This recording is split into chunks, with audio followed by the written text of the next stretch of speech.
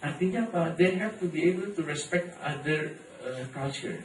Jadi bagaimana bisa merespek budaya yang berbeda, gitu ya? Bagaimana kita bisa bersaing dengan orang-orang dengan budaya berbeda? Misalnya hal yang sederhana, saya sempat ke Doha, Qatar, itu ketemu dengan lulusan alumni ITB. Di sana jumlahnya ratusan gitu ya, mereka ngadakan acara, saya datang. Nah, ngobrol-ngobrol saya, saingan kalian pada waktu melamar ke Timur Tengah ini dari mana? Kebanyakan dari India, Pakistan katanya. Pak, itu mereka itu bahasa Inggrisnya lebih jago dari kita gitu ya. Kata orang India kalau bahasa Inggrisnya lebih jago dari kita.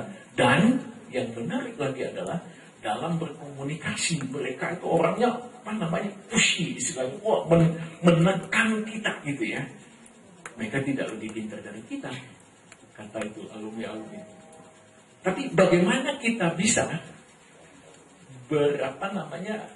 bekerja sama dengan mereka, katanya itu satu yang juga harus mahasiswa kita diberi pengalaman dengan hal seperti itu, katanya. Kemudian kita bekerja di Timur Tengah, bos-bos kita itu ya orang-orang Timur Tengah semua gitu ya, yang pasti tidak lebih pandai dari kita, katanya, tapi berkuasa banget. Bagaimana kita bisa bekerja dengan baik dengan orang-orang seperti itu yang biasanya sok tahu gitu ya. Nah, itu respectful mind gitu ya. Betul kan? Kira-kira begitu kan? Bagaimana we respect different culture gitu ya. Nah, itulah sebabnya maka berbagai universitas di dunia ini saat ini melakukan banyak sekali exchange mahasiswa. Mereka dikirim 6 bulan kemana-mana gitu. ITB itu banjiran lah, itu banyak mahasiswa asing datang gitu ya. Dari Malaysia juga, tapi Malaysia itu maunya ke FO gitu ya, dosen-dosennya. Betul nggak? Wah, kalau itu dari Malaysia itu apalagi dekat-dekat akhir tahun anggaran gitu, wah, kita mau istilahnya apa ya? Bukan studi banding, kita nggak ngerti lah. Datang gitu ya, 20 orang gitu ya. Tapi ITB-nya cuma sejam aja cukup lah gitu, nggak usah kasih snack lah gitu ya. Karena mereka mau ke sekitar Dago gitu. Nah, bukan itu yang saya maksud. Tapi universitas itu banyak sekali melakukan exchange mahasiswa untuk memberikan ini pengalaman mahasiswanya berinteraksi dengan budaya yang berbeda. Saya tahu NUS di Singapura itu program mereka kuantifikasikan 30% mahasiswa NUS itu pernah ke luar negeri dalam bentuk exchange ini paling tidak 3 bulan. Paling 50%, dan 30%-nya di bawah 3 bulan. Jadi mereka memang bikin target untuk memberikan experience kepada mahasiswa mereka gitu ya. Nah, kita kan nggak sebanyak mereka tuh uangnya. Kalau menurut saya no problem gitu ya. Apa yang bisa kita lakukan adalah bagaimana merancang acara gitu ya, kegiatan mahasiswa asing itu sehingga mereka berinteraksi dengan mahasiswa kita gitu ya. Di lab saya itu sekarang lebih banyak mahasiswa Vietnamnya dari mahasiswa Indonesia yang ambil S2. Jadi di saya itu saat ini ada 7 mahasiswa Vietnam. Mahasiswa S2 di lab saya itu hanya berapa, 3-4 orang gitu ya. Ya, saya mencoba, ya kalau anak S2 memang mereka berinteraksi gitu ya, knowing each other gitu ya. Dan saya menyampaikan ke mahasiswa saya, mereka akan jadi saingan kalian loh. Dan kalian lihat bagaimana mereka kerja. Mereka itu lebih tekun dari kita. Orang Vietnam itu setelah saya mungkin 7-8 tahun terakhir ini selalu punya mahasiswa Vietnam, saya kenali mereka tuh punya daya juang yang sangat tinggi. Dan yang menarik lagi adalah mahasiswa Vietnam, orang Vietnam mau dibayar lebih murah dari kita. Saya katakan ke mahasiswa saya, kalian akan bersaing dengan orang-orang yang punya keinginan keras, orang-orang yang mau kerja keras tapi mau dibayar lebih rendah. Itu saingan kalian. Nah, kemudian satu lagi hal yang sangat penting kita tanamkan kepada mahasiswa kita adalah ethical mind. Ethical mind is something about ini tentang etika. Etika itu tentang hal-hal baik, benar, buruk ininya gitu ya, baik, buruk, benar, salah gitu ya. Nah, saya mau tunjukkan tentang ini, creating mind. saya mau tunjukkan tentang creating mind. Creating mind ini kreatif itu tidak hanya di bidang engineering gitu ya, bukan juga di bidang seni rupa ya. Creating mind, kreatif itu di berbagai bidang gitu. Kalau kita bicara tentang struktur organisasi pun kita bisa becoming kreatif dalam membuat ini kita organisasi kita. Nah, saya mau tunjukkan tentang kreatif. Kreatif itu orang banyak berpikir tentang thinking out of the box. Nah, itu yang saya maksud di sini. Nah, saya mau tunjukkan ke Bapak Ibu. Nah, ini mungkin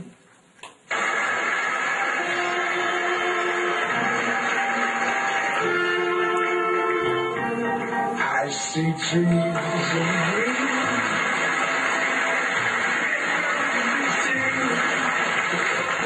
I see them blue for me and you. And I think to myself,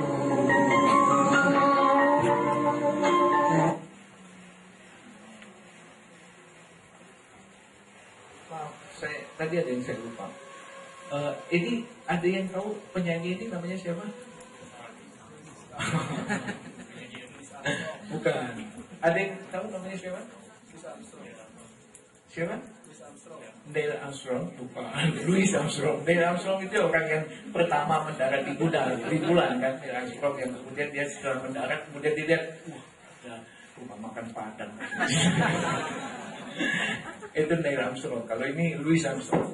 Nah, yang saya lupa saya katakan, saya ingin Bapak Ibu coba perhatikan profilnya Louis Armstrong ini ya.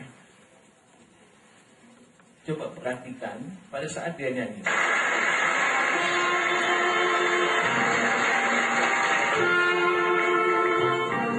I see trees of green.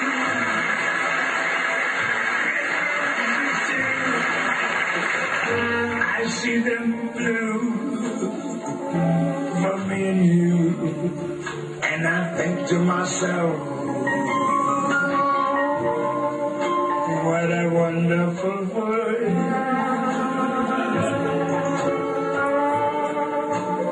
I see skies of blue and clouds of white, bright blessed days, dark sacred nights, and I think to myself, what a wonderful world.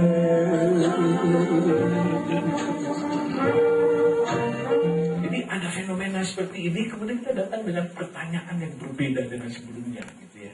Itu juga kreativitas. Jadi kreativitas itu tidak hanya dalam bidang engineering dan seni rupa bikin barang. Nah, ini ada thinking out of the box. Tadi Bapak Ibu sudah saya sampaikan, coba perhatikan profil mukanya Louis Armstrong gitu ya. Nah, coba kita lihat. I see trees of green, of red, I see them blue, for me and you. Itu pakai tangan loh. What a wonderful. Nemuin yang kayak gini, itu kadang-kadang juga kebetulan gitu ya. Dan ini saya tunjukin di kelas saya, kalau saya ngajar, itu setiap 20-25 menit, saya selalu menyediakan tayangan something else dari apa yang saya sampaikan tentang materi. Kenapa? Bapak Ibu belum pernah ya lihat Bapak Ibu gimana ngomongnya, gimana intonasinya. Mahasiswa yang dengar Bapak Ibu 2 jam, apa nggak bosen? Bosen gitu ya. Kalau saya menyadari itu, jadi 20 menit, 30 menit gitu saya kasih aja. Tapi biasanya ada message tertentu yang saya sampaikan. Dan message ini benar-benar ya itu juga yang saya pikirkan, apa sih yang mau saya, message apa yang saya ingin sampaikan pada kuliah kali ini. Message itu bisa macam-macam. Message itu bisa sayangi orang tua kalian. Ada video klip ya panjangnya hanya 2 menit, 3 menit yang bisa membuat mahasiswa laki-laki jurusan mesin itu matanya keluar air mata. Saking dalamnya message-nya. Tapi ya memang kita harus cari gitu ya. Kalau itu kan sebenarnya kita punya kata-kata kunci gitu ya, inspiring video, segala macam. Tapi itu pun butuh waktu, serius saya. Banyak sekali tuh inspiring video. Kemudian apa yang kita lakukan? Saya download gitu ya. Habis download tuh banyak download, ditontonin satu-satu, kepanjangan, dipotongin satu-satu. Wah, pokoknya kalau mau ngajar yang inspiring itu butuh effort yang cukup besar. Saya punya banyak sekali video-video yang kalau saya mengajar itu saya pilih gitu ya. Jadi saya message apanya itu yang sangat penting. Nanti mungkin saya akan tunjukkan beberapa yang saya tunjukkan di kelas saya. Nah, perubahan yang cepat ini juga sesuatu hal yang harus kita sampaikan ke mahasiswa kita gitu ya.